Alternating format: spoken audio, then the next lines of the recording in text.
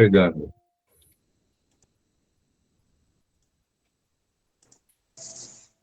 Boa noite, Cássio. Boa noite, Cris. Boa noite a todo mundo. Boa noite. Olá, vamos fazer a nossa abertura então, enquanto o povo vai chegando. Sempre agradecendo a presença de todos, tanto no plano físico quanto no extrafísico, aos nossos queridos amigos do plano espiritual que sempre estão presentes aqui conosco, ao nosso querido Frei Abílio, que é o nosso mentor nesse grupo, e ao nosso mestre, em nome de quem nos reunimos, e que a ele pedimos a permissão, a proteção, a bênção, para que esse estudo de hoje seja muito proveitoso e nos traga reflexões profundas sobre assuntos de maior importância. Vanessa, boa noite, querida.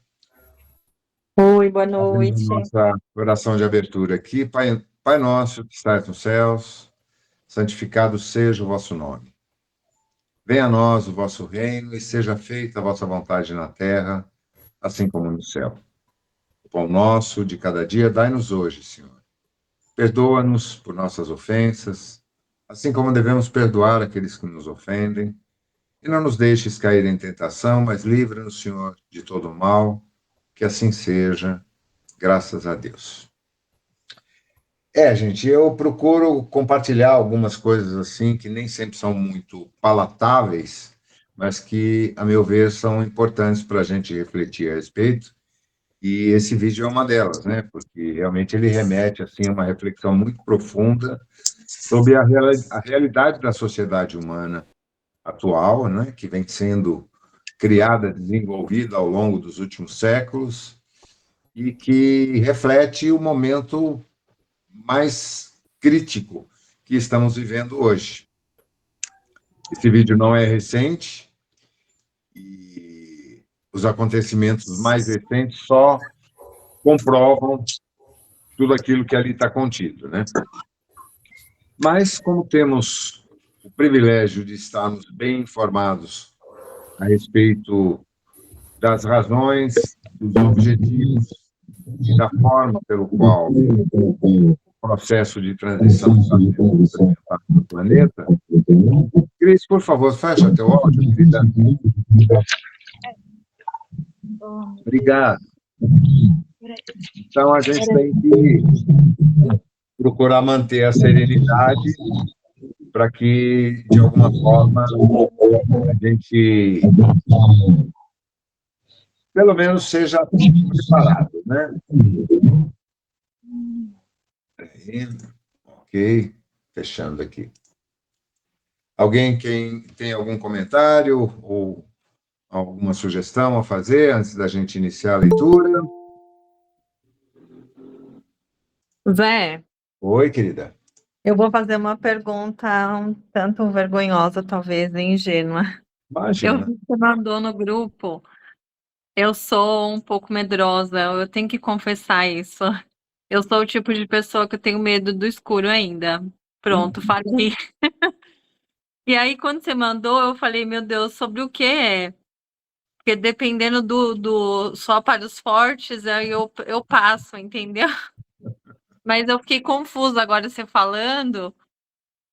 É sobre a questão dos animais, ou tem uma coisa assim dos Não, é medrosos sobre como eu? o animal humano e a sua forma de explorar a si próprio e explorar o planeta para benefício de muito poucos. É sobre a servidão humana sujeita aos próprios humanos de uma maneira cruel, mas que nós alegremente participamos e não nos damos conta. Simples assim. Tá Esse legal. consumismo exacerbado, essa necessidade absurda que a gente tem de ganhar dinheiro, achando que estamos ganhando algo, quando na realidade nós estamos vendendo o nosso tempo, que é o nosso bem mais precioso, para comprar coisas que não valem nada e que não nos trazem nenhum benefício. Fala, Marina. Mas depois daquela dos pintinhos, eu tô com aparelho, desculpa, tá? Ó, Tá, não tem problema. eu nunca mais vou comer chiquenitos. Olha, eu assisti agora há pouco um outro documentário, esse eu não compartilhei, porque esse realmente é pesado, da Nina Rosa, que tem um instituto com o nome dela, chama A Carne é Fraca, sobre a opção da civilização humana nesse momento presente do consumismo por produzir mais animais para consumo humano do que alimentos verdadeiros e todos os prejuízos imensos causados à humanidade como um todo, aos países e às pessoas em particular, para consumir restos animais. E eu falo isso com muita propriedade porque eu não sou vegetariano. Tenho consciência, mas ainda não fiz essa opção, porque é uma questão filosófica mesmo, né? E para nós mais velhinhos é um pouco mais difícil, embora não seja impossível. Mas esse realmente é difícil de assistir. Não é o mais impactante que eu já vi, mas no conjunto é bastante significativo. Mas isso tudo faz parte, né, gente? Nós estamos vivenciando esse momento, não é por acaso que estamos aqui agora, e gradativamente vamos desenvolvendo aí a nossa compreensão, as nossas decisões, as nossas escolhas, que esperemos possam nos conduzir a nos tornarmos seres humanos melhores. Mônica, você chegou depois, não te cumprimentei, boa noite. Oi, gente, boa noite para todos aí. Então vamos lá, vamos voltar para o nosso papo aqui com o nosso querido. Opa, Rosana, boa noite. Boa noite. Tá bom. Vamos voltar para o nosso papo aqui com o Iosef, meu xará.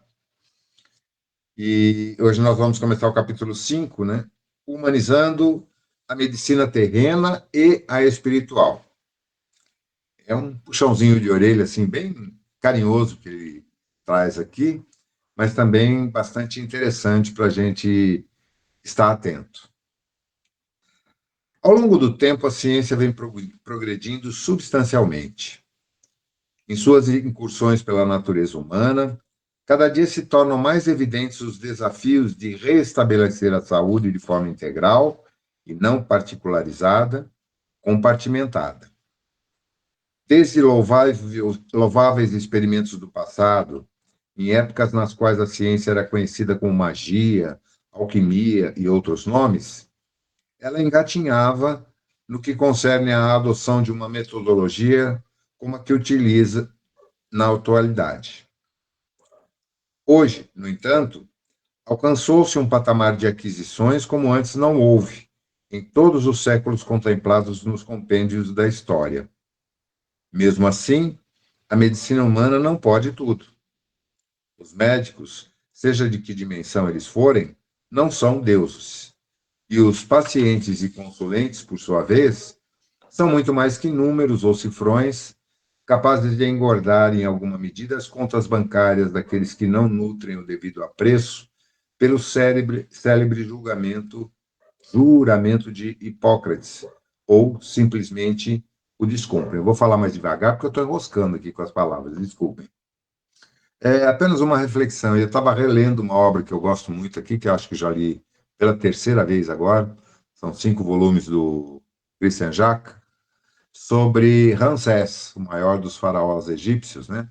Uma obra romanceada, mas baseada, assim, muito conteúdo histórico, arqueológico, e que mostra, entre outros aspectos, como era a medicina há 4.000 anos atrás, quase 5.000 anos atrás, e, de certa forma, pelo menos no contexto romanceado dessa obra, ela era muito mais humanizada do que na atualidade, sem sombra de dúvida.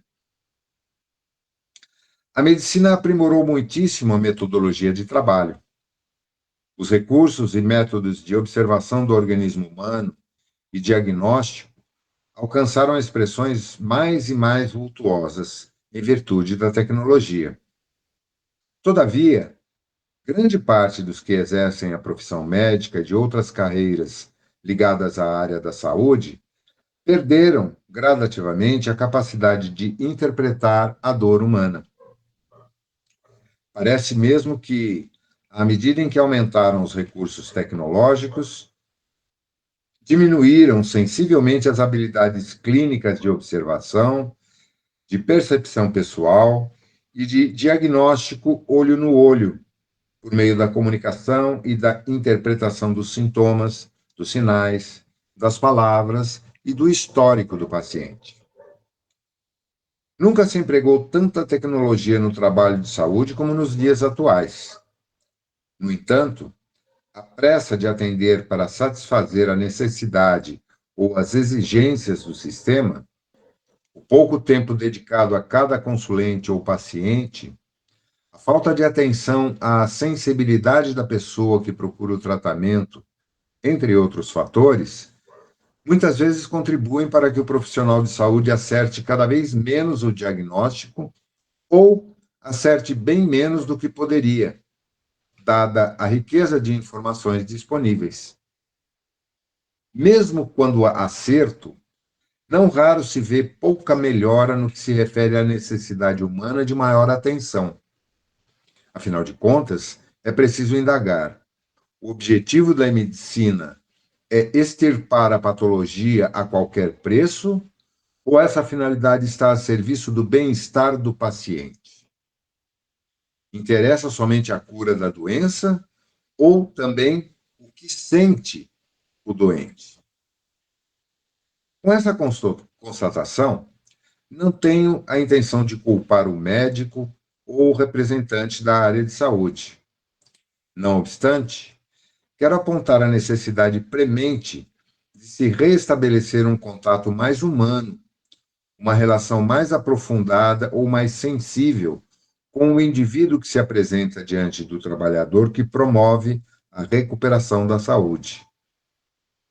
Isso também vale para o agente do invisível, que se propõe a atuar sobre a saúde energética, espiritual, psicológica ou psíquica. Muitos se aproximam do profissional de saúde já descrentes da vida, com um histórico de desilusões, fracassos e frustrações. E, não raro, encontram alguém que derrama sobre eles as próprias frustrações com o exercício profissional e o salário que recebe, quando não está emocionalmente desequilibrado, destilando indelicadeza e grosseria, em que nada tem a ver com suas insatisfações. Em quem nada tem a ver com suas insatisfações. Lamentavelmente, vemos quadros semelhantes ocorrer também entre meus irmãos que afirmam representar os auxiliares invisíveis da humanidade, ou seja, os médiuns, né? Compreendemos que, com o aumento da população, da carência de recursos no atendimento aos que sofrem, muitas vezes o profissional da saúde ou o trabalhador do bem se veja compelido a encontrar outros caminhos ou extenuar-se a fim de atender os que o procuram. Contudo, um abraço, um sorriso afetuoso ou uma gentileza não exigem investimento financeiro nem permissão governamental. Caso o indivíduo assuma o trabalho profissional, espiritual ou de qualquer natureza como um compromisso com a humanidade, é conveniente levar em conta um dado claro. Aqueles meus irmãos que sofrem ou que procuram o cuidado de saúde já estão exauridos. Muitas vezes, percorreram uma trajetória de dor e insucesso, estão esgotados em todos os sentidos. Sendo assim, as emoções fragilizadas não permitem que tenham o bom senso ou a consideração devida perante os que se dedicam à recuperação da saúde alheia. Afinal, são enfermos não somente do corpo, mas, na maioria dos casos, da alma também. Aqui acho que cabe comentáriozinho, né? Infelizmente, falamos disso no nosso encontro anterior, e a Melissa fez uma observação assim muito pontual e muito clara sobre a situação de quem está do lado de lá da mesa, né? Quem trabalha na área da saúde e muitas vezes tem que lidar com egos inflados ou extremamente desequilibrados, pessoas que, em função de uma série de experiências negativas, 79, Mônica, acabam descarregando sobre o profissional de saúde as suas frustrações, como o inverso também ocorre, que ele cita aqui. Então, é muito difícil encontrar o bom senso e o equilíbrio nesse meio tempo, porque nós sabemos o quanto os profissionais de saúde são sobrecarregados, muitas vezes muito mal remunerados, principalmente aqueles que estão em início de carreira, ou que não têm aí um nome pomposo, ou não tiveram oportunidade de fazer centenas de cursos, viagens, seminários, para poderem atender uma clientela mais elitizada. Embora, mesmo entre esses, que são muito bem remunerados e muito bem sucedidos, também se encontra o mesmo tipo de desatino. Alguém quer fazer um comentário aqui ou podemos prosseguir? Vamos lá. Diante dessa constatação, saibamos e reconheçamos que aqueles que denominamos convidados de Jesus, adoro esse termo, os que sofrem, os filhos do Calvário, são muito, muito exigentes. As dores e dificuldades que vivenciam parecem, aos seus próprios olhos, muito mais intensas do que as dos outros. Claro, a minha dor sempre é maior do que a de qualquer outra pessoa. Expressam suas queixas de maneira emotiva, dramática e acentuada, nem sempre refletindo a realidade interna ou externa. Não obstante, sofram, efetivamente. Quem pode assegurar que agiríamos de modo diferente se estivéssemos no seu lugar? A esses e outros necessitados, um sorriso, uma atenção nada especial, mas apenas humana, um abraço rápido, o interesse demonstrado por meio de uma pergunta particular sobre sua saúde ou outra coisa qualquer, tudo isso pode ter grande influência sobre a recuperação física, emocional ou energética do enfermo.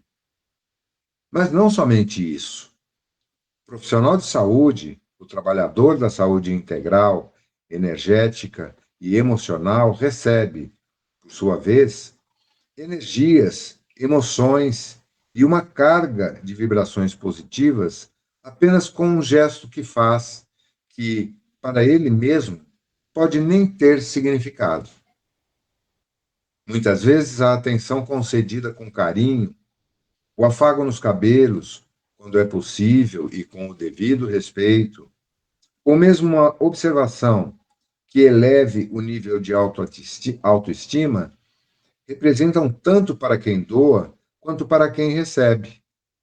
Um incentivo, um impulso, capaz de solucionar muitas questões mal resolvidas para ambos os lados. Esse é um ponto crucial, né?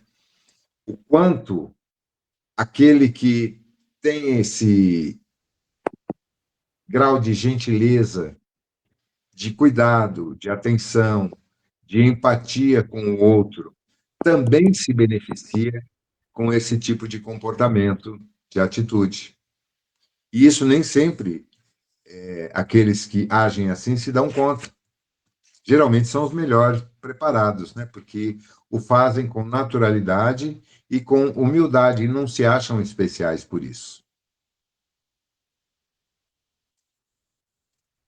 Quero dizer que o sucesso do atendimento profissional ou voluntário, seja de caráter médico, terapêutico, energético ou espiritual, pode ser largamente determinado pela forma como se recebe, como se trata ou se conduz a interação com aqueles mais necessitados do que nós, pelo menos naquele momento.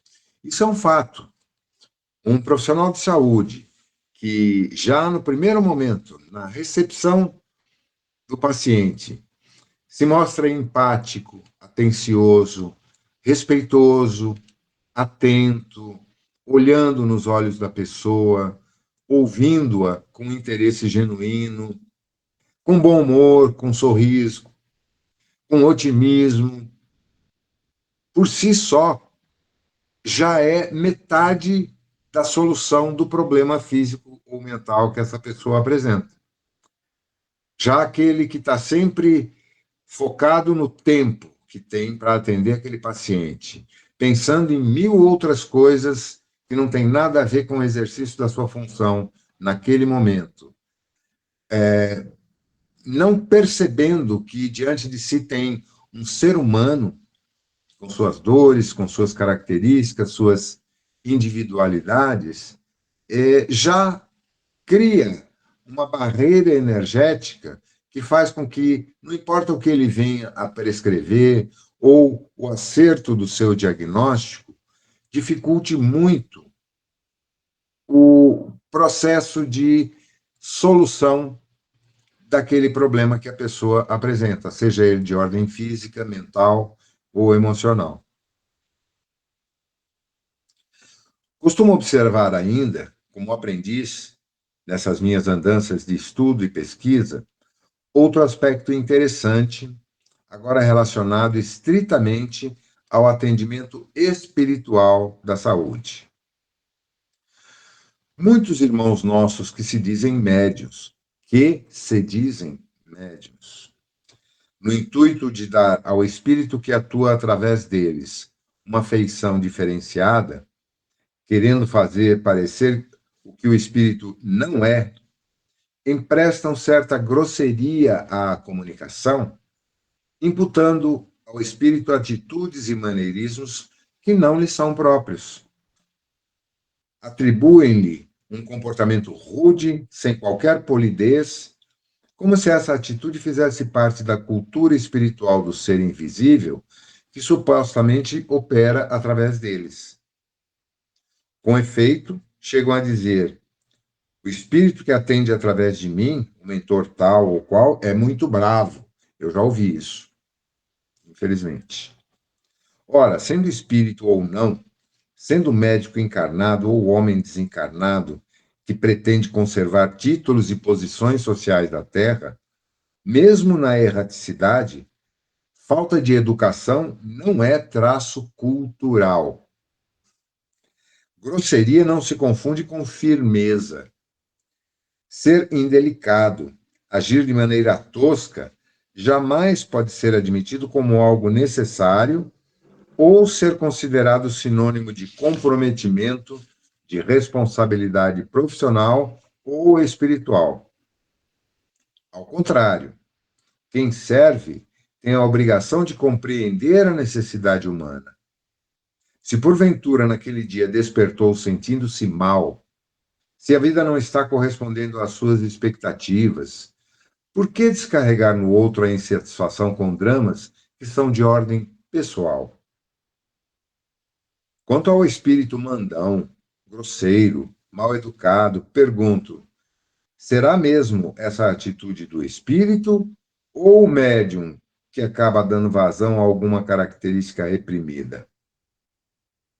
Caso se chegue à conclusão de que é o espírito, com certeza o médium precisa ser conduzido à desobsessão, em regime de urgência, pois reclama mais preces e cuidados do que o consulente que o procura, enganado pela fama fútil que goza, quem sabe. No trato humano, por mais influência que pode exercer a cultura da pessoa que atende aos sofredores, seja no mundo físico, seja no espiritual, polidez, educação, gentileza e amor deveriam prevalecer, em vez da falta de preparo, vista em muitos que deveriam se investir do sacerdócio sagrado de quem representa a ciência, a medicina ou a ciência espiritual. Perdoem-me, meus irmãos, mas ao falar sobre esse tema, incluo também os trabalhadores e auxiliares invisíveis. Como aprendiz e estudante da ciência do espírito, já presenciei muitos espíritos passando-se por médicos do espaço, mas que precisam urgentemente se reeducar, reaprender, através da reencarnação, atitudes mais brandas, suaves e humildes, desenvolvendo a cortesia, a gentileza e a suavidade no contato humano. Grande número de terapeutas, médicos, médiuns e outros trabalhadores que abraçaram o ministério sagrado da abordagem do sofrimento humano, por certo precisaria mudar de lugar, estar temporariamente do outro lado da situação, como paciente, para sentir o impacto das palavras, dos gestos, da comunicação e das emoções sobre quem vive a dor. Como observei anteriormente, caso houvesse essa mudança temporária de posição, com certeza nosso contato com os que sofrem seria bem diverso do que se vê ocorrendo na maioria das situações. Humanizar urgentemente nossa relação com pacientes, consulentes ou trabalhadores de qualquer área é o desafio para alcançarmos mais qualidade e respeitarmos o outro em suas limitações, bem como em suas aquisições e conquistas. Embora eu me dirija a trabalhadores da saúde, a agentes da misericórdia divina, a representantes do invisível, ou àqueles que praticam assistência extrafísica, permito-me relembrar as palavras de certo filósofo e praticante da medicina no passado. Tudo o que quiserdes que os homens vos façam, fazei-o assim também vós a eles. Para mim, que sou um despretensioso estudante e aprendiz da ciência espiritual, é o maior apelo de todos os tempos para a humanização das relações interpessoais, profissionais e espirituais em qualquer época. A frase aqui é de Mateus 7:12. Bom, antes que eu faça qualquer comentário, eu gostaria de ouvir o de vocês. Por favor, estejam à vontade. Foi rapidinho esse capítulo, né? Fala, Mel. Boa noite, gente. Tudo bem? Boa noite. Então, depois de ouvir todas essas considerações, acho que a gente já pode, ou já deveria, ter chegado à conclusão de que todo e qualquer relacionamento interpessoal envolve, naturalmente, o intercâmbio espiritual, né? Então, você não está ali conversando só com uma pessoa, você está trocando energias, trocando experiências com um espírito que também tem uma bagagem tão importante e significativa quanto a sua. Então, especificamente no caso das consultas médicas, dos atendimentos de saúde, eu tenho para compartilhar com vocês que no campo da saúde mental, isso é ainda mais nítido, né? Porque a gente está falando de transtornos do pensamento que são refletidos no comportamento do corpo, das faculdades físicas, né? De uma maneira geral. Então, vou dar 2 exemplos, assim, diametralmente opostos, né? Sobre comportamento, entre aspas, humano, que a gente vai compreender com mais facilidade, com mais empatia, se a gente considerar que são espíritos, né, ali na situação. Então, hoje, por exemplo, eu fui servir café da manhã para uma pessoa que chegou atrasada para o horário do café. E essa é uma regra clara lá no CAPES, que se o paciente chega fora do horário do café, ele tem que começar direto na atividade. Só que eu tenho um paciente com esquizofrenia e ele chegou bem adiantado do horário do término do café e eu falei para ele, eu falei assim, olha, vamos ver se amanhã você consegue chegar no horário, né? Porque o café já tinha acabado. O horário que você chegou, o café já foi finalizado. Ele falou assim para mim, você não me conhece. Eu estive numa guerra, eu matei, eu morri e só agora consegui chegar aqui. Então eu preciso tomar café. Ok, então. Eu não tenho clarividência, né? Então, ok. Né? Então, assim, a gente tem que ter essa sensibilidade, no caso, por exemplo, de pessoas com transtornos mentais, que a gente está tratando de espíritos que também estão comprometidos e vivenciando simultaneamente outras realidades. Então, como é que eu ia dar bronca se a pessoa não está em seu pleno exercício das faculdades mentais? Se ele falou que ele veio de uma guerra, que ele matou, que ele morreu, e que depois ele conseguiu chegar para a hora do café, eu vou falar o quê? Eu ainda vou dar bronca nessa pessoa de novo? Não posso. Seria a falta de sensibilidade não considerar esse comentário para deixar de dar o café. E um outro exemplo, oposto a esse, é um paciente que ele tem uma deficiência intelectual, uma deficiência, um déficit cognitivo, que ele se comporta como se fosse uma criança.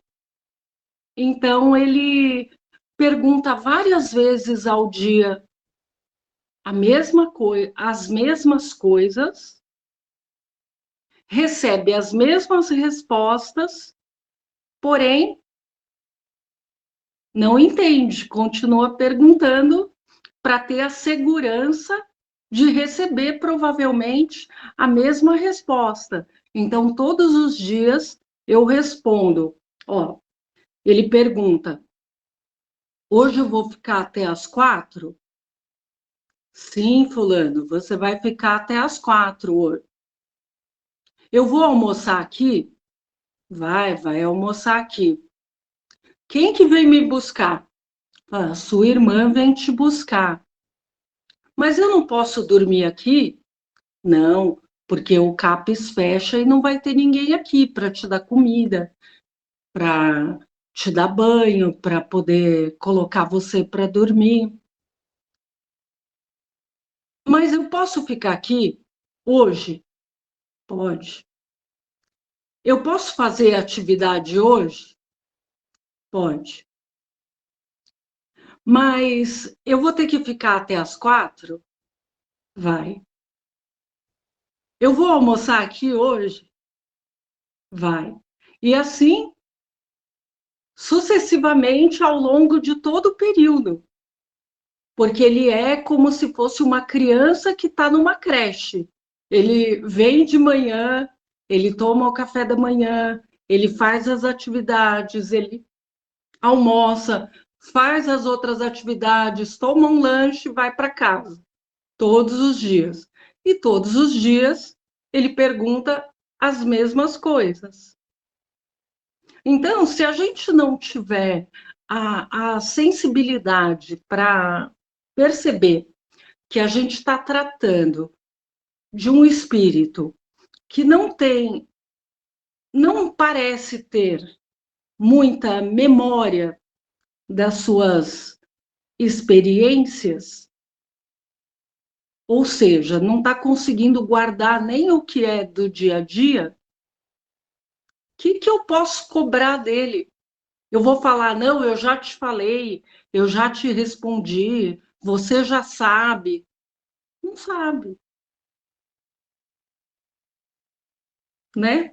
Então, a gente sempre tem que lembrar que, independente do nosso relacionamento interpessoal humano, nós estamos tratando com espíritos. E aí, quando a gente considera isso, a nossa compreensão muda, porque aquilo que parece engraçado, se você comparar, é um problema pela perfeição que é a nossa vida, a nossa compreensão. Aquilo que parece uma ofensa, uma malcriação, é uma lembrança que a gente não tem acesso. Então, a gente muda o nosso paradigma quando a gente tem a compreensão da espiritualidade. E acho que esse é um lembrete para a gente usar no dia a dia, quando a gente estiver prestes a perder a estribeira. Você me lembrou duas coisas agora. Primeiro, uma observação. Que bênção nós podermos ter no serviço público hoje um atendimento dessa natureza.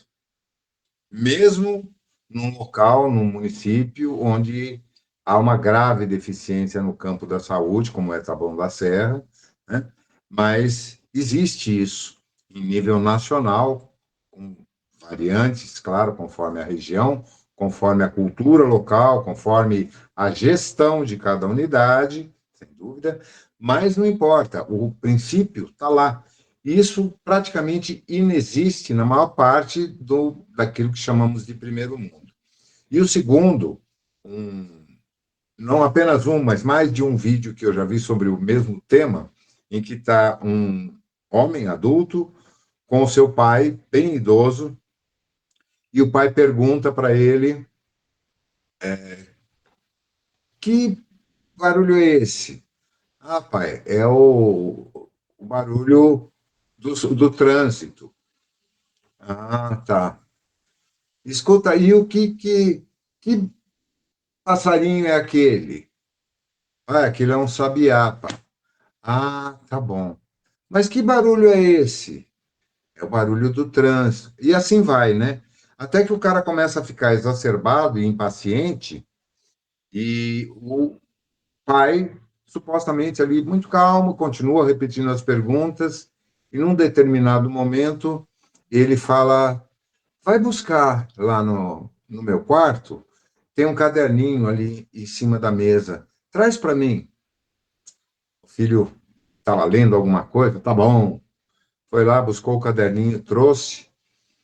Aí ele começa a ler, onde o pai indica, né? Lê nessa página aqui. Ele vai ler.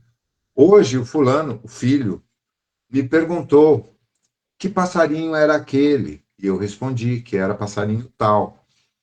Me perguntou o que era aquilo. E eu respondi para ele que era aquilo.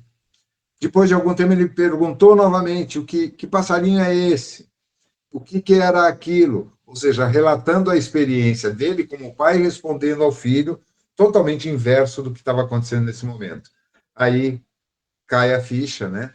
Quanto muitas vezes nós somos indelicados, impacientes, intransigentes, sem levar em consideração que também já estivemos na situação inversa, né? Isso se reflete, claro, a uma questão geracional, pai e filho e pai, mas também ao campo espiritual, que muitas vezes aqueles espíritos que hoje manifestam, por exemplo, uma deficiência cognitiva como essa que você relatou, desse paciente, eventualmente pode ser que já tenhamos passado por isso também, e talvez não tenhamos sido muito bem responsivos àquele momento, por isso estamos passando por essa experiência hoje, para ver se aprendemos alguma coisa, né? A vida sempre nos coloca lições muito importantes a respeito. Mônica, você pediu a palavra? Oi, gente, boa noite de novo. Olá. Eu queria fazer só duas observações. A primeira, no meio do texto, eu estava falando sobre quando o médium, né, está recebendo um espírito, e esse espírito é muito agressivo e tal, e aí, analisando o caso, né, se constatar que é um espírito mesmo, o médium deve ser encaminhado para a desobsessão, né? Aí a minha pergunta é, e quando não é um médium trabalhando que tem que ir para a desobsessão, e quando é o dirigente da casa, ou quando é o coordenador da casa espírita, né? Porque eu já vi acontecer isso, e quem é que vai falar, né, para um dirigente de casa ou para um coordenador que ele deve fazer um tratamento espiritual porque ele está obsediado ou porque ele está tratando mal os próprios médiuns, os próprios assistidos, né? Me veio essa pergunta, né? E a outra questão é quando ela estava falando sobre o paciente dela e ele relata que ele esteve na guerra, a gente sabe, né, que acontece que quando a gente vivencia episódios que a gente já passou em vidas passadas, acontecem os gatilhos, né? Acabam puxando as memórias. Então, de repente, às vezes, nessa guerra, que a gente está na Terceira Guerra Mundial, o quanto de pessoas não vão ficar transtornadas e nem sabem por quê, mas é porque memórias de vidas passadas vêm à tona, né? Disparam um monte de gatilhos, assim como aconteceu na pandemia, e aí vem, né, uma série de transtornos e aí a gente vai ter realmente um monte de gente que está sendo tratada e a gente nem percebe, às vezes a gente nem lembra, né, quando ela estava falando, né, dele, quando ele fala, eu tive na guerra.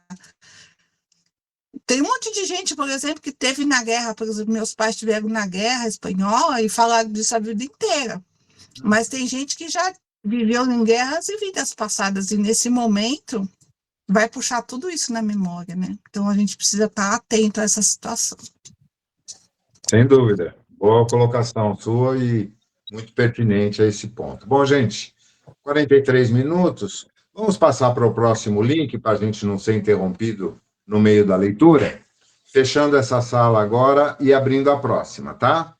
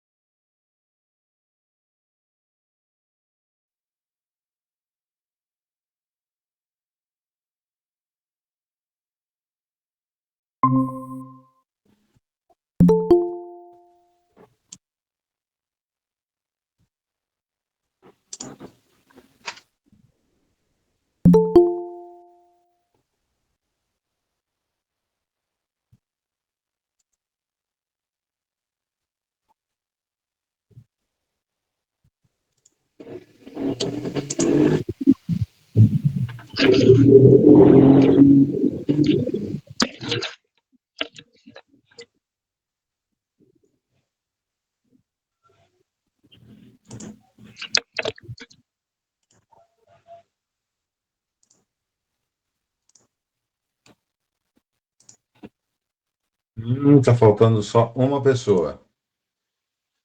Estávamos com 21. Bom, seja quem for, vai entrar já. Então, todo esse processo, Mônica, a gente está vivenciando, claro, momentos bem críticos, né? Não apenas nesse momento, por conta da situação no Oriente Médio, mas com frequência em várias partes do mundo acontece isso também. E a gente sabe que esse impacto ele é muito específico, né? E cada um reage de uma maneira. nós estamos acompanhando tudo aqui confortavelmente instalados nos nossos ambientes, em paz, não tem mísseis voando sobre nossas cabeças, não estamos sendo impactados diretamente, não temos filhos, ou parentes ou amigos sendo convocados para a frente de batalha, nada disso. E, no entanto, nos impactamos, alguns mais, outros menos. Para todos aqueles que estão encarnados, ou também aqueles que estão no plano extrafísico, momentos críticos como esse são oportunidades de aprendizado e testes, avaliações, aferições, e que a gente possa, pelo menos, ter essa noção e estarmos atentos, né, usando os conhecimentos que recebemos para reagirmos da melhor forma possível. Bom, capítulo 6, médico, médiuns e sua missão. Página 87, para quem está procurando aí. Muitos médicos, ao escolherem como campo profissional a saúde humana, podem estar obedecendo ao impulso de sua alma, à sua vocação como missionário nessa área. Porém, nem sempre essa escolha é fruto de convicção quanto à vocação. Também ocorre quando, no passado, a pessoa menosprezou tanto a própria saúde quanto desvalorizou a vida alheia, usando instrumentos que, de alguma forma, desmereceram a qualidade de vida de outras pessoas. Nessa hipótese, o espírito assume novo papel no palco da vida, trabalhando como médium, como médico, mas não somente, pois pode assumir também outras funções associadas à manutenção da vida e da qualidade da vida. Por exemplo, poderá atuar como médium de médicos do espaço, como magnetizador ou curador psíquico, tanto quanto trabalhar ligado ao sistema de saúde em qualquer atividade. Outro caso a ser considerado é quando a pessoa atenta contra a própria vida, consegue executar um plano de autoextermínio e, posteriormente, ressurge em um novo contexto social como médico, médium de cura ou trabalhador da saúde. Ou seja, revisita seu passado à medida que resgata vidas, aprendendo a valorizar, tanto quanto incentivando outros a valorizar e a preservar a vida humana, inserido que está num processo de autoeducação. Quando ocorre assim, como ajuste patrocinado pela lei divina, nem sempre a pessoa demonstra estar satisfeita com o trabalho ou a profissão que desempenha. Sente-se quase obrigada ao desempenho de sua função ou, então, passa o tempo de sua vida profissional ou de sua tarefa mediúnica em constante conflito, não se enquadrando na tarefa que exerce. Chega mesmo a duvidar da eficácia dos métodos utilizados pela medicina ou pelas outras áreas em que foi conduzido a trabalhar, pelas leis da vida. Essas são pessoas que, mesmo depois de anos de dedicação ao trabalho, ainda não sabem por que atuam nessa área. Tampouco se sentem satisfeitas e realizadas com o que fazem. Muitas vezes, esse é um peso que carregam consigo, embora não logrem, por razões que não conseguem diagnosticar com clareza, libertar-se ou liberar-se para exercer outro tipo de atividade. Parecem jungidas ao trato com a saúde. Não obstante a insatisfação, sentem-se prisioneiras dos compromissos assumidos. Mesmo quando se aposentam, isso é, quando acabam conseguindo se afastar da profissão ou da tarefa que se dedicaram anos a fio, vêm-se encaminhadas, inadvertidamente, a um ramo de atividade alternativa que também está ligado à saúde. Às vezes, trabalham como terapeutas, vinculados à área holística, ou como magnetizadores e médiuns de cura, envolvendo-se de qualquer maneira com a saúde humana, embora conservem, em sua maioria, suave insatisfação, que persiste e está presente em suas ocupações. Nesses casos, a imersão num novo corpo, num contexto social diferente daquele no qual se rebelaram contra as leis divinas, ou tiveram conduta que desmereceu ou desrespeitou a saúde e a vida, parece ser uma imposição que visa ao aprendizado e à reeducação. Felizmente, existem outros mais que aproveitam a oportunidade para, de alguma maneira, resgatar com amor os desacertos do passado, tentando se adequar ao papel que representam momentaneamente no palco dos acontecimentos do mundo.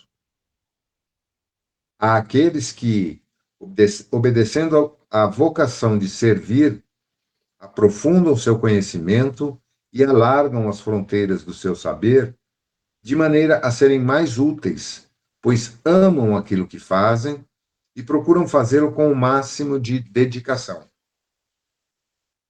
Outros há que, mesmo não exercendo sua profissão na área da saúde, como os demais, escolhem ou são induzidos a ser curadores psíquicos, médiuns que doam suas energias, seu tempo e talento, operando como magnetizadores. Aperfeiçoam sua capacidade de doação com vistas à recuperação e manutenção da vida de milhares de pessoas que os procuram. Em qualquer situação na qual se encaixem, os que gostam do que fazem geralmente podem ser considerados missionários da vida a serviço da valorização da vida humana. Isso não quer dizer que sejam missionários no sentido de serem espíritos de escola, mas na dedicação e no fervor com que se entregam ao serviço. De modo geral, médicos, enfermeiros e outros profissionais da área da saúde são, na verdade, seres que, no passado, assumiram dívidas imensas com o ser humano perante as leis divinas. São pessoas que, em matizes variados, agiram de modo a ceifar vidas, desrespeitá-las, ou mesmo incentivaram outros a desvalorizar aquele bem mais importante no contexto das experiências do planeta. Em muitos casos, são almas que atentaram contra a própria vida. Por isso mesmo, em todas essas possibilidades, resgatam o peso de seu passado sob os deveres que lhes são atribuídos, que deveriam ser desempenhados com dedicação incondicional, amando e servindo, trabalhando e mergulhando sua alma na alma dos pacientes. Assim, investiriam na vida, recompondo a autoestima ou recuperando a saúde de quantos os procuram, muitos dos quais são aqueles mesmos que, no passado, o profissional da saúde agrediu ou vilipendiou, concorrendo para o desmoronamento de sua vontade de viver, tirando-lhes a oportunidade de viver e viver com qualidade.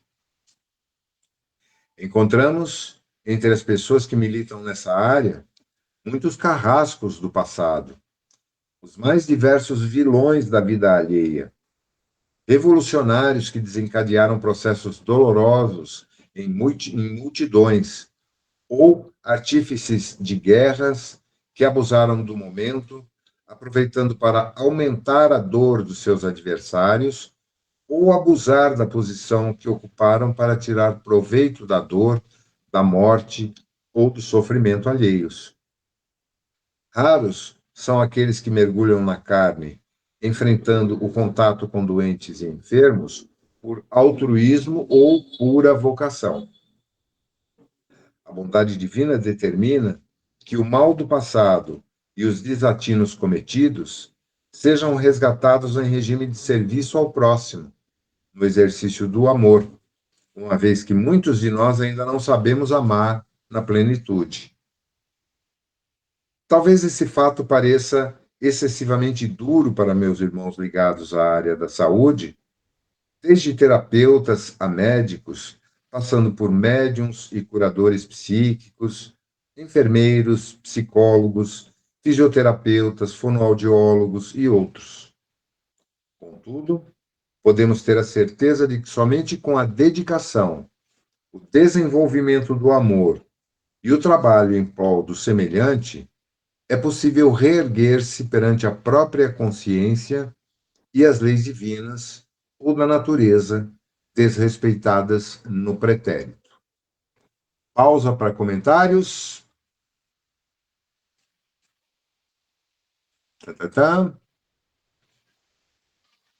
Seguindo adiante, então. Levando-se em conta o passado comprometido de muita gente, é de se compreender a necessidade de desenvolver uma relação de maior sensibilidade, proximidade e consideração com os sentimentos e emoções das pessoas que a vida encaminha ao encontro de meus irmãos. Um médico pode ser um missionário sob regime de trabalho, servindo ao próximo, mas jamais poderia desprezar as almas que lhe são encaminhadas ou desmerecer a dor alheia. Nunca a posição social, o ganho financeiro ou outras regalias quaisquer deveriam desviar o missionário da vida daquele que é o objetivo principal da sua função: cuidar do ser humano.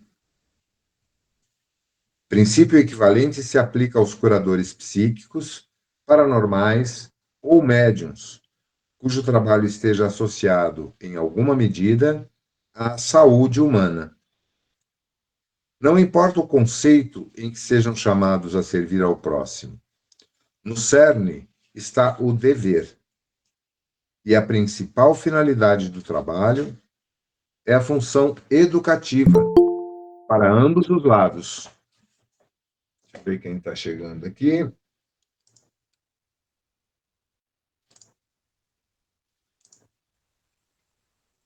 Chegou a Sandra. Boa noite. Boa noite. Boa noite. Noite boa. Tanto para quem se dedica à tarefa de servir e reerguer o ser humano, quanto para quem sofre e procura auxílio espiritual ou material, a fim de aplacar as dores e o sofrimento. Muitíssimas vezes, tanto o médico quanto o médium de cura, e mesmo os seres extrafísicos que atuam através de ambos, não têm condições de fazer o que o paciente procura ou deseja, que é promover a plena recuperação da saúde.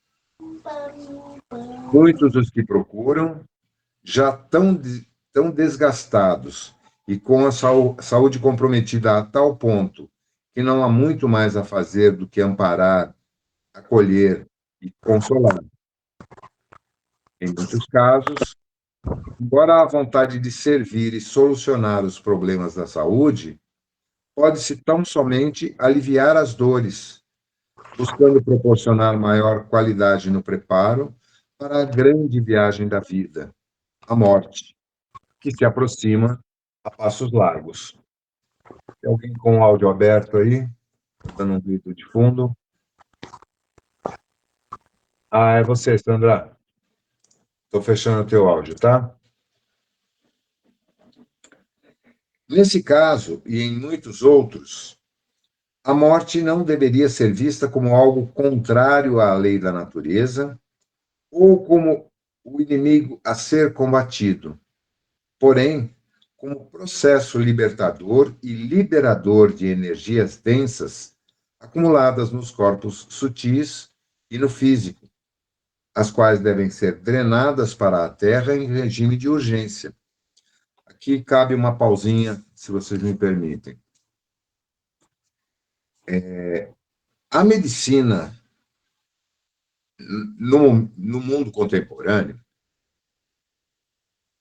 eu me refiro à medicina como ciência, não aos profissionais de saúde. Ela é voltada prioritariamente para o consumismo, para o lucro. Todas as universidades, na atualidade, em qualquer parte do mundo, formam profissionais para que eles venham a tratar doenças, utilizando-se dos recursos da tecnologia trazidas pela ciência, das medicações, medicamentos e tratamentos produzidos pelos laboratórios, mas não de cuidar de pacientes, seres humanos. Obviamente, deve haver algumas honrosas exceções a essa regra. Eu me refiro ao conjunto da ciência médica hoje no mundo. Ela é focada prioritariamente no lucro. Embora, mesmo lutando contra esse sistema, existam cientistas, pesquisadores, professores, doutores, médicos e todos especialistas em diversas áreas que procurem transcender esse contexto e se dedicar a servir aos seres humanos. E certamente todos nós conhecemos alguns que podem ser incluídos nessa classe. Tá? Mas o princípio básico hoje que norteia o sistema de saúde mundial é inequivocamente focado em obter lucros. A medicina, ela é privatizada na grande maioria dos países, através dos planos de saúde corporativos ou individuais. Os hospitais de ponta, todos eles são grandes investimentos que visam lucro, muitos deles pertencentes a holdings que atuam nesse segmento e que estão ligadas a laboratórios, a indústria químico-farmacêutica, que ela é poderosa, é um lobby dos mais poderosos do planeta, sem sombra de dúvida, e isso incute, muitas vezes, naqueles que estudam medicina ou atividades correlatas no trato à saúde, a terem um padrão de comportamento, né, que ele inclusive citou numa aula anterior, e que todo mundo que conhece um pouquinho a área da medicina, principalmente os estudantes de medicina, ouvem isso desde o primeiro ano. Né? O médico, enquanto ele está estudando, ele acha que é Deus. Depois que ele se forma, ele passa a ter certeza. Né? Claro que isso não se aplica à totalidade, mas é um conceito que é meio que incutido. E há, de certa forma, e tem um livro do Augusto Cury fantástico, né, sobre isso, Se Caminha a Humanidade. Qual que é o título dele, Mel? O Futuro da Humanidade, que é a história do Falcão. Me ajuda aí. Sim, O nome do livro é? o futuro da humanidade. Futuro Eu da acho Humanidade. que é isso. Deixa eu até conferir para ver se eu não estou falando Eu bobagem. acho que é isso, né? E que esse cara é um estudante de psiquiatria, jovem ainda, e ele fica indignado com a forma como os professores ali nas aulas de anatomia tratam um cadáver que está lá para ser estudado, como se fosse uma peça de um componente mecânico. E ele questiona, né, quem teria sido essa pessoa, por que né, o tratamento é tão frio, e ele é ridicularizado publicamente pelo professor e até pelos outros alunos, claro, isso aí sofre o maior bullying. E no decorrer da história, vou dar um spoiler aqui, ele descobre que aquele corpo pertencia a um cara que era um dos fundadores do hospital, aliás, da universidade onde ele estudava. É uma história muito, muito linda. Para quem gosta do tema sobre medicina, é realmente fantástica. Eu dei esse livro para pelo menos 2 ou 3 médicos que eu conheci. Fala, Marília. Você sabe que na época que eu fiz faculdade, o meu professor era meu tio, né, de anatomia. E aí ele frisava muito o respeito para com os cadáveres, porque, cara, a pessoa está se doando, se doou para a universidade para você estudar. Então, ele não admitia, tipo, nenhuma falta de respeito, gente. E isso existe, né? Principalmente em partes íntimas, essas coisas. Então, ele fazia a gente, tipo, fazer um juramento que isso não ia acontecer. Então, é bem surreal, né? E eu não sei hoje em dia, né? E você falou esse negócio de Deus, eu tenho dentro da minha família, gente. Eu tenho 2 médicos dentro da família, e tipo assim, a família esquece que eu me formei como físio, então o que vale é só os doutores. Mas paciência, né? Faz parte. Faz parte. É. É bem por aí. A médicos e médiuns é altamente recomendável o estudo sobre o preparo para a morte e o morrer. Adentrando os portais do invisível, também como parceiros da vida, a fim de auxiliarem muitas pessoas a transpor esse momento com a máxima serenidade possível, tanto o paciente quanto aqueles que lhe são próximos. E, infelizmente, os médicos, na sua maioria, a medicina, no contexto mais amplo, agem de uma maneira diametralmente oposta a isso. Para eles, quando um paciente morre, é quase como uma derrota ou um alívio, em alguns casos. Eles lidam muito mal com a morte porque não são preparados para isso, nem psicologicamente e, na maioria dos casos, menos ainda, espiritualmente. Isso leva muitos médicos, na atualidade, principalmente aqui no Brasil, não sei se ocorre mesmo no exterior, a buscarem conhecimento sobre a espiritualidade para exatamente aprenderem a lidar com isso, com essa fragilidade do ser humano físico, e que muitas vezes acabam sucumbindo por coisas banais, e outros que resistem a longos períodos a doenças que deveriam tê-los dizimado logo num primeiro momento. Fala, Mônica. Eu me lembrei agora, tem uma amiga da minha irmã, que o cachorrinho dela tá muito velhinho, muito doente, passando muito mal, e assim, tá nas últimas, acho que faz 1 ano que tá nas últimas, sabe? E aí eu sou reikiana e eu ofereci fazer um tratamento de reiki para esse cachorro. Só que para quem sabe que é reikiano, sabe que se a gente trata um animalzinho que já está no final de vida e está com dificuldade do desprendimento, passar para o outro lado, porque está muito apegado à família e tal, e a família apegada ao cachorro, quando a gente faz o tratamento de reiki para esse animal, ele acaba desencarnando. E aí eu ofereci, mas eu avisei, né? Porque está uma situação muito difícil para o cachorro e para a família. E eu ofereci e avisei, né? Que isso poderia acontecer, mas que seria bom para o cachorro, né? Mas, assim, é muito difícil. A família for que ia pensar... E tal. Desculpa, não consegui.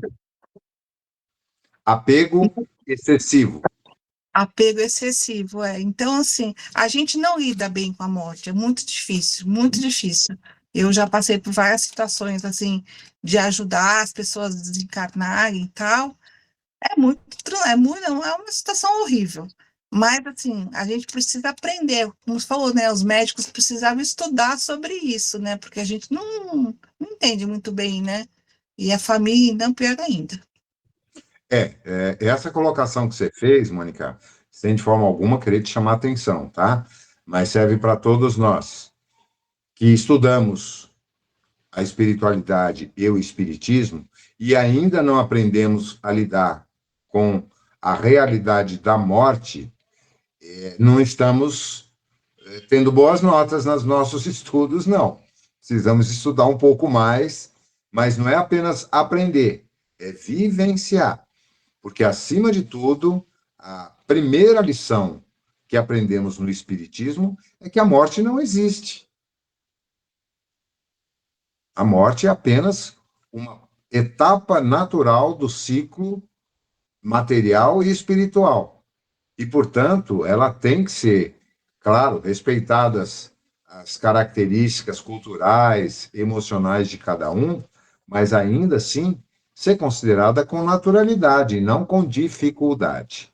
E lembrando que uma coisa muito legal, o Lar Celeste, que é aquela casinha que é a sementinha lá do Seara Esperança, começou agora no mês passado, inclusive fiz uma palestra sobre isso, a atender animais e seus tutores, tá? Muito legal. Eles estão fazendo esse atendimento, se não me engano, todos os sábados. Eu acho que eu até postei aqui no grupo um bannerzinho deles sobre isso. Postei sim, vou postar de novo. Mas é muito legal esse atendimento, né? E uma das coisas que eu comentei nessa palestra é a importância daqueles que são tutores de animais a compreenderem que boa parte do comportamento, da vitalidade, da saúde dos seus companheirinhos, dos seus pets, é total responsabilidade dos seus tutores. Aí eu lembro de uma frase de uma amiga querida que estudou veterinária, é veterinária até hoje e tal. Animal que não se parece com o dono é roubado. E muitas vezes esse apego excessivo que você está se referindo, Mônica, acaba se refletindo num sofrimento desnecessário para o bichinho, mas também numa oportunidade de aprendizado para os seus tutores, que através dessas dores podem eventualmente desenvolver uma maior suavidade quando tiverem que lidar com a morte de outro membro da família que não seja um animal. Fala, Tó, você passou por um luto, aliás, está passando por um luto ainda, tem muita coisa para dizer a respeito, né? Eu só queria falar sobre um serviço também super bacana lá do Lar Celeste, que é a roda de luto, que acontece toda segunda-feira, às 6 horas.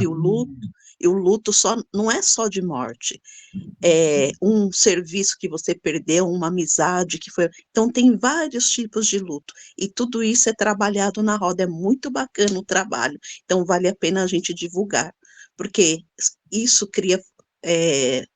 Feridas profundas, se você não colocar para fora, você adoece. Então, é muito bacana esse trabalho que a casa está oferecendo.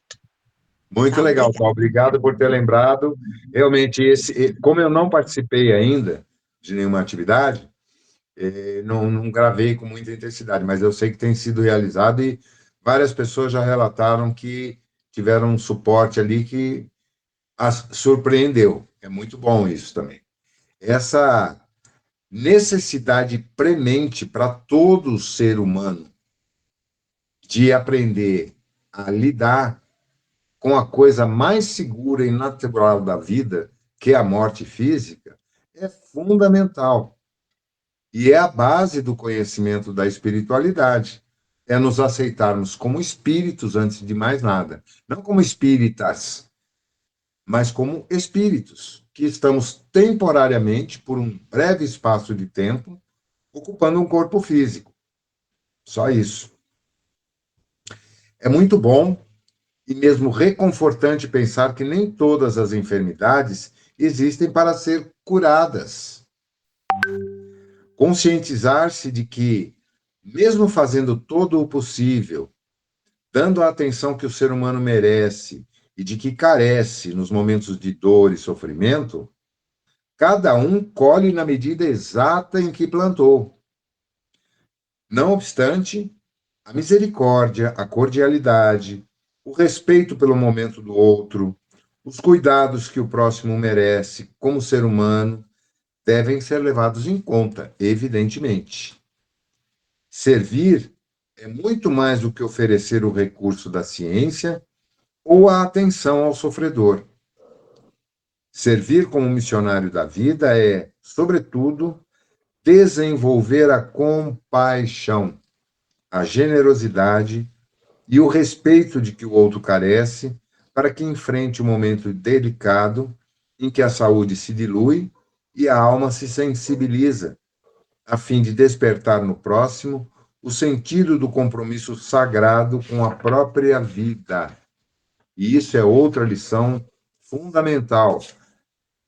Na maioria dos casos, eu diria, as doenças, em especial aquelas mais dolorosas, terminais, como chamam alguns, as que provocam dores excruciantes, geralmente são a cura do espírito, por estarem expurgando energias deletérias que vêm, seja de comportamentos do presente, da vida atual, seja de um passado distante.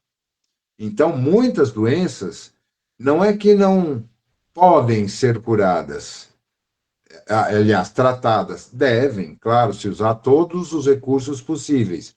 Porém, devemos aceitar que, em muitos casos, essa doença incurável para o corpo pode ser a cura do espírito que está em processo. E quando nós conseguimos, de alguma forma, sensibilizar, e com muito cuidado, com muita delicadeza, passar essa informação para aquele que sofre, pode atenuar muito e melhorar a sua qualidade de vida no tempo que lhe resta. Eu tive a oportunidade de lidar com pessoas em fase terminal e procurar compartilhar, uma coisa que isso para mim é inato, eu sempre achei isso natural, e posso afirmar com segurança que para algumas delas isso foi um alento e um alívio profundos. Tá? Bom, gente, agora temos tempo bastante para papear. Esse capítulo foi curtinho também. Eu acho que não vale a pena a gente ir para o próximo, não, né? Podemos ficar só no bate-papo aqui. O outro tem mais ou menos o mesmo tamanho. Como havíamos comentado, esses capítulos não são muito longos. O próximo, só para morder a minha língua, é um pouquinho mais longo. Tem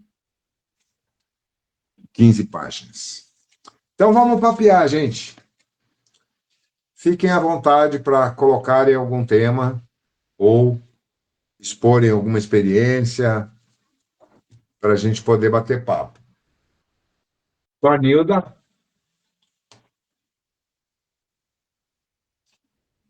Pode falar, Tom. Ah, não, então aqui tua mãozinha ficou levantada, é a Mércia agora. Fala, Mércia. Então, no começo das leituras, eu fiquei aqui pensando de como os profissionais são diferentes nos tratamentos com os pacientes, há profissionais muito amorosos, respeitosos, que fazem pelo paciente um tratamento diferenciado. E esse capítulo foi bastante interessante, porque aqui ele fala nessas diferenças, que há profissionais que não aceitam que devido ao seu passado, às suas experiências, que fizeram com que ele voltasse com essa incumbência de trabalhar com a saúde do próximo, com doentes, mas não aceitam. Então, há essa diferença realmente de tratamento em função dessas disparidades, né? Nós vivemos realmente num mundo em que as pessoas são muito diferentes. Então, para mim, foi muito esclarecedor, né? Porque eu já pensava nisso. Há pessoas e pessoas, há condições de tratamento muito diferenciados aqui, para uns e para outros, né? Enquanto uns conseguem tratamentos muito bons, outros, às vezes, pedem quase pelo amor de Deus, tempo passando, doenças gravíssimas, não conseguem o tratamento. Então, há muita diferença. Então, há situações muito diferentes, muito penosas para uns, e também tratamentos por profissionais que não entenderam, não fazem, não tem a sua profissão exercida de maneira carinhosa, amorosa, respeitosa. Então, há uma diferenciação muito grande. Nada é homogêneo aqui, né, nesse planeta, né? Tudo é muito diferente. Então, para mim, foi muito esclarecedor, no sentido de que há pessoas que reencarnaram para resolver um problema que elas ainda não estão aceitando, mesmo na área da saúde. E a gente vê até em outras áreas, com crianças, pessoas que fazem barbaridades com crianças, não têm paciência nenhuma, batem. Então, há essa relação, né, das pessoas é muito problemática, pode ser muito problemática e muito diferenciada. Não há algo homogêneo, porque todos nós temos as nossas necessidades que são diferentes e nós vivemos num planeta de expiação mesmo, de regeneração, com muitos problemas, né? Sem dúvida, Era né? isso que eu queria falar. Muito bem colocado, faz parte do processo. A Marília está dizendo que já leu esse livro que você sugeriu, Tom. Eu não conheço, não. Eu ouvi numa conversa, tempos atrás, não me lembro nem com quem, que esse tipo de característica, assim, de falta de sensibilidade no trato com pacientes é mais comum em médicos mais jovens, né? Que estão ainda fazendo residência, muito premidos ali pela necessidade de obter uma boa avaliação, ou duros, ganhando muito pouco, fazendo plantões de 48 horas, etc., etc. E outros que são profissionais já há muito tempo e que estão com o saco cheio, estão cansados, mas ainda não puderam se aposentar, ou não querem se aposentar porque não tem o que fazer, são pessoas que têm lá os seus perrengues de vida e que o trabalho para elas muitas vezes é uma fuga. Eu diria que o fator cronológico ou tempo de experiência não tem nada a ver.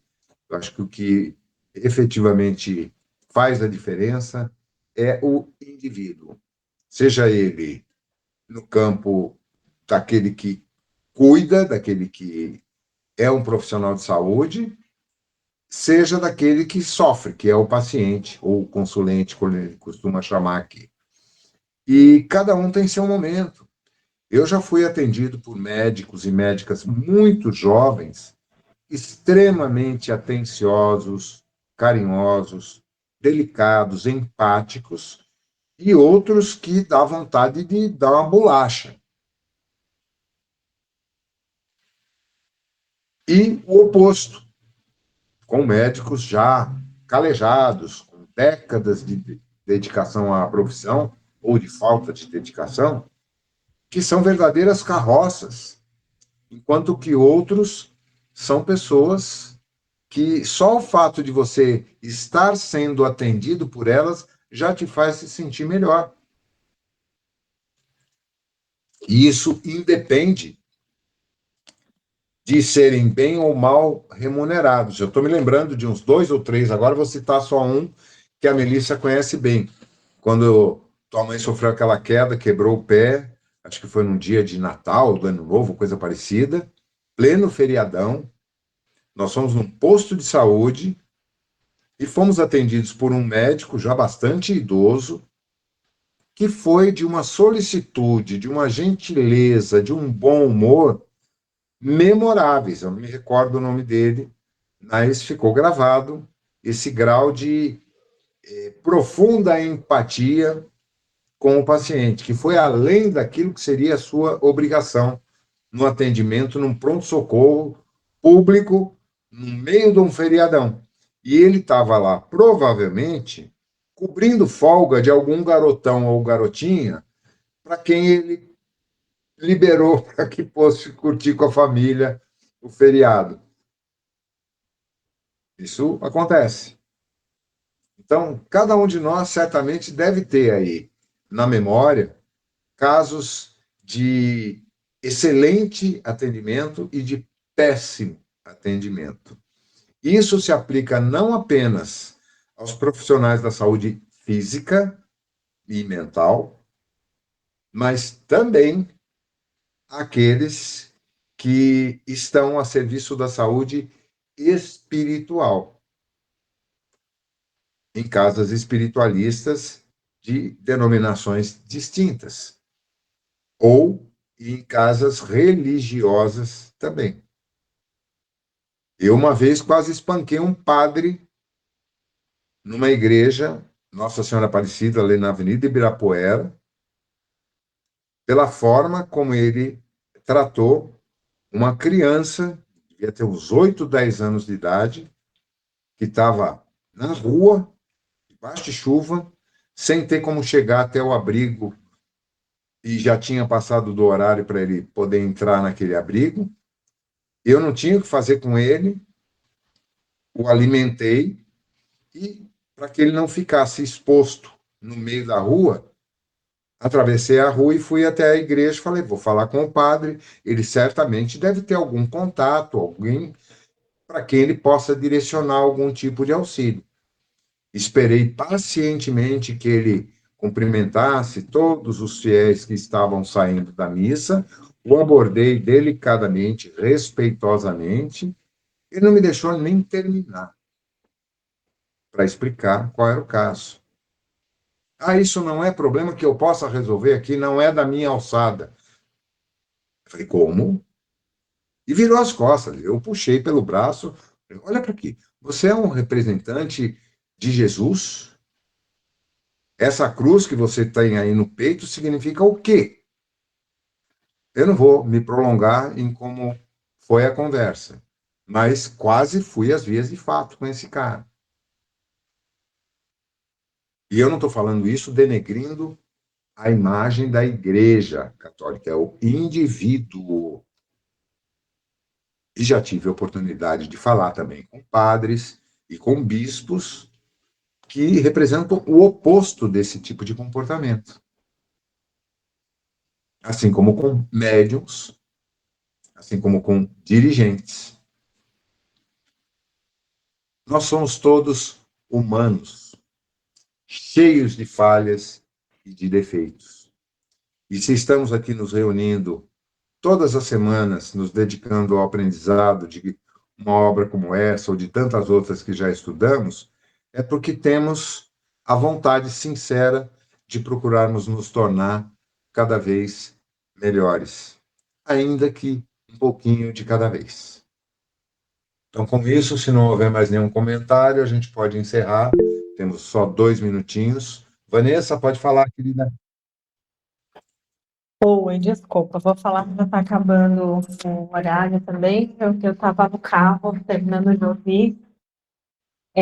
Com tudo que a gente falou hoje, né, as histórias, me lembrei de várias situações, mas acho que o que mais me marcou e que eu acho que talvez esse seja um ponto a se pensar é acolhimento, empatia, né? Afinal de contas, o que é que a gente está fazendo às terças-feiras, se não é também um acolhimento e empatia, né? Cada um de nós tendo o seu momento de reflexão, de fala, de compartilhar sentimentos, frustrações, histórias, né? Pensei a respeito do que você falou.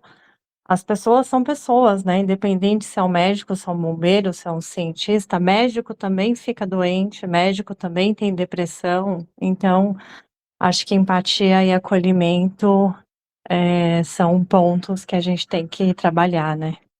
Era isso. Sem dúvida.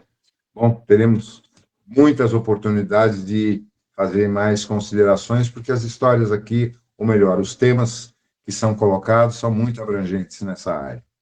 Então, por hoje, gratidão por estarmos juntos aqui, pela oportunidade da gente poder ter essa conversa tão agradável, tão edificante, e que possamos refletir bastante sobre tudo que discutimos aqui hoje, para que a gente possa, na medida do possível, colocar em prática o mais consistentemente possível em nossas vidas.